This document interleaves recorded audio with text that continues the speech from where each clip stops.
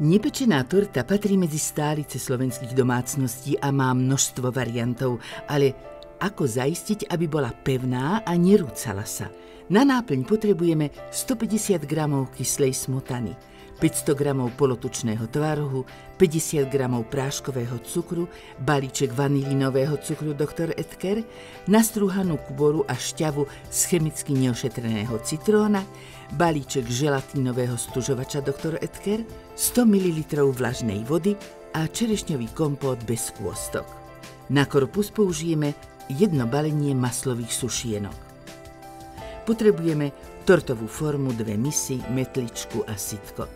V mise dôkladne premiešame kyslú smotanu, tvaroh, cukor, vanilínový cukor, citrónovú kôru a šťavu. Mliečne výrobky na prípravu náplne môžeme rôzne kombinovať podľa chuti do maximálnej hmotnosti 700 g.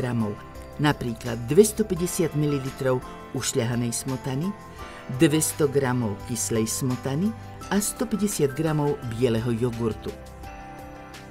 100 g mliečnych výrobkov môžeme tiež nahradiť rozmixovaným čerstvým, mrazeným alebo kompotovaným ovocím. Ak používame kompotované ovocie, necháme ho pred použitím dobre odkvapkať.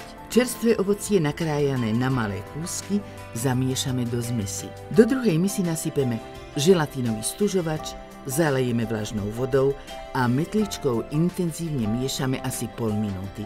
I hneď pridávame k tvarohovej zmesi a všetko dôkladne od dna premiešame.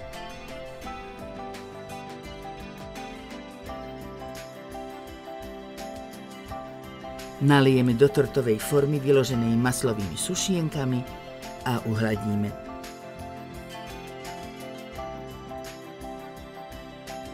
Tortu necháme asi 2 hodiny v chladničke stuhnúť.